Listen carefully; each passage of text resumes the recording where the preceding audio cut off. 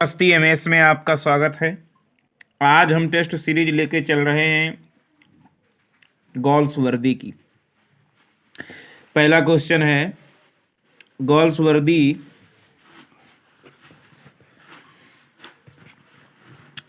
met him in 1893 and formed a lifelong friendship with him. Identify him. Galsworthy ji 1893 में उनसे मिले और ये दोस्ती एक लंबे समय तक रही। वो कौन सा व्यक्ति था जिसको 1893 में मिले और लंबे समय तक इनसे दोस्ती रही? कॉनरेड जी थे, हार्डी जी थे, सा जी थे या इब्सन जी थे? तो ऑप्शन नंबर ए सही है। कॉनरेड से ही 1893 में इनकी मुलाकात हुई और फिर एक लंबे समय तक इनकी दोस्ती रही। दूसरा question, the first volume of Galsworthy entitled From the Four Winds appeared in 1897 under the pseudonym. Galsworthy का जो पहला वॉल्यूम आया था फोर वाइंड्स के नाम से 1897 में, तो उन्होंने अपना उपनाम क्या दिया था? जॉन गेल्स या जॉन सिंजॉन, बोज या इलिया? तो इसमें सही ऑप्शन है बी, जॉन सिंजॉन इन्होंने अपना उपनाम दिया था 1897 में, जो इनका फोर वाइंड्स के नाम से पहला वॉल्यूम आया था। तीसरा question, Galsworthy first novel was published in 1899, which novel? 1899 में इनका पहला जो उपन्यास प्रकाशित हुआ, क्या नाम था? जॉशेलिन 1899, विला रिवेन 1900 में जो प्रकाशित हुआ, a man of Devon a knight 1901 में, द साइंस 1901 में। तो कौन सा इसमें था? पहला ए, जॉशेलिन पहला नॉवेल था 1899 में प्रकाशित होने वाला। अगला question, I read in A various chamber, मैं पढ़ता हूँ कई चैम्बर्स में, practice almost not at all और प्रैक्टिस लगभग नहीं करता हूँ सबकी, एंड डिसलाइक करता हूँ माई प्रोफेशन थ्रोअफली और अपने प्रोफेशन की पूर्ण रूप से डिसलाइक करता हूँ। ये किसने कहा था? मैं विभिन्न चैम्बर्स में पढ़ता हूँ, प्रैक्टिस लगभग नहीं सभी की करता, लेकिन और डिसलाइक करता हूँ अपने प्रोफेशन को पूर्ण रूप से। सा ने कहा था, गॉल्सवर्दी ने कहा था, हार्डी ने कहा था, या इनमें से किसी ने नहीं कहा था? ये शब्द कहे थे गॉल्सवर्दी ने। अगला है, वर्न इट, जलाओ इसे, एंड यू विल ऑब्लिज मी और मुझे कृतज्ञ करोगे। यदि तुम इसको जलाओ इसे और मुझे कृतज्ञ करोगे। About which does Galsworthy talk here, यहाँ किसके बारे में कह रहे थे गॉल्सवर्दी? ये बात किसके बारे में कही थी? जलाओ इसे और तुम मुझे कृतज्ञ करोगे। फ्रॉम दी फोर वाइंड्स के बारे में या जॉशलिन के बारे में, सिल्वर बॉक्स के बारे में, नन ऑफ दिस? तो ये लाइन कही थी फ्रॉम दी फोर वाइंड्स के बारे में। जब ज़्यादा निराश हुए थे, इनका ये बढ़िया पहला वॉल्यूम इनका ज़्यादा प्रकाशित नहीं हुआ था, ज़्यादा फेमस नहीं हुआ था, तब ये बात कही थी, वर्न it and you will oblige मी। अगला लिखा है, the first work that earned Galsworthy was the novel identified.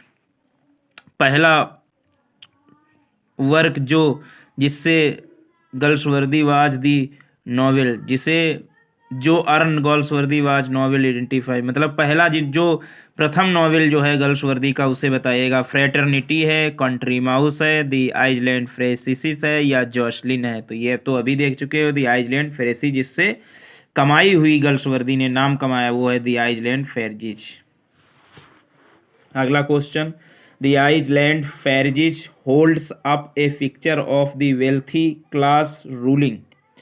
Iceland Pharisees जो है वो दृष्टिकोण रखता है वेल्थी क्लास का। रूलिंग मतलब जो धनी लोग हैं वो कैसे रूलिंग करते हैं, किस पर रूलिंग की बात करता है? Over the poor class and flattering on them, poor class और फैटरिंग उनके ऊपर, या over the poor class and trying to make them rich, poor class और कैसे वो प्रयास करते हैं उन्हें अमीर बनाने का, इस पर है, या over the rich class and flattering them, कैसे अमीर लोगों के पर है और flattering them, none of these?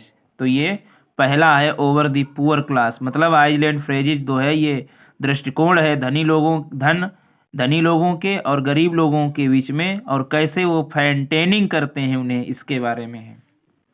अगला question, the first play that made Galsworthy famous as a playwright, पहला नाटक जिसने गर्ल्सवर्दी को एक प्ले राइट के रूप में फेमस कर दिया। जस्टिस था, लॉयल्टीज था, द सिल्वर बॉक्स था, कौन था? तो ये था सिल्वर बॉक्स, जो प्रकाशित हुआ 1906 में प्रकाशित हुआ, जिससे फेमस हो गए एक प्ले राइटर के रूप में। अगला है Galsworthy reputation as a novelist was established by, Galsworthy का रेपुटेशन एक उपन्यास के रूप में, मतलब इनका सम्मान मिलने लगा, एक उपन्यास के रूप में ये स्थापित हो गए। किस उपन्यासकार के रूप में उपस्थित हो गए? किस उपन्यास को लेकर? The Forsyte Saga, Justice, Jocelyn, Silver Box. तो इसमें सही है ए, दी फॉरसाइट सागा ने इनको एक उपन्यास के रूप में फेमस कर दिया।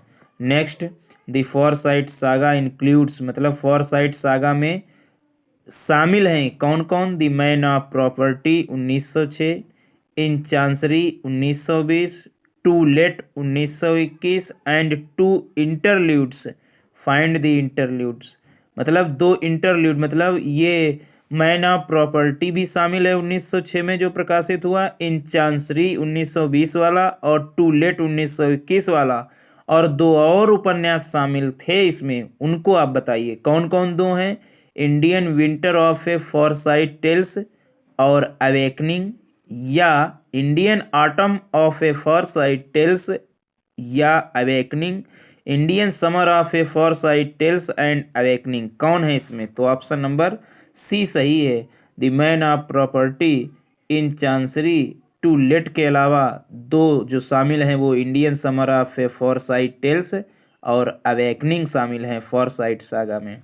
अगला है, which play of Galsworthy deals with the inadequacy of the administration of justice and the attitude of different types of people towards an escaped prisoner, कौन सा गर्ल्सवर्दी का नाटक है जो प्रशासन की इनएडिक्यूसी के बारे में, न्याय प्रशासन की इनएडिक्यूसी के बारे में बताता है, और attitude of different type of people, मतलब और एक दृष्टिकोण विभिन्न प्रकार के लोगों का, कैसे कैदियों के साथ में विभिन्न प्रकार के लोगों की तरह व्यवहार होता है, एक समान व्यवहार नहीं होता है। तो ये नाटक कौन सा है? द शो है, जॉसलिन है, स्केप है। तो ये है स्केप। अगला, which play analyses the impact of modern publicity on private domestic tragedy, कौन सा नाटक एनालाइज करता है the impact of modern publicity, आधुनिक पब्लिसिटी के इम्पैक्ट को कौन सा नाटक एनालिसिस करता है ऑन प्राइवेट डोमेस्टिक ट्रेजेडी के तौर पर? दी शो करता है, जॉसलिन करता है, स्केप करता है। तो इसमें है दी शो करता है, क्या करता है? प्राइवेट डोमेस्टिक ट्रेजेडी पर आधुनिक पब्लिसिटी का इम्पैक्ट का एनालिसिस करता है।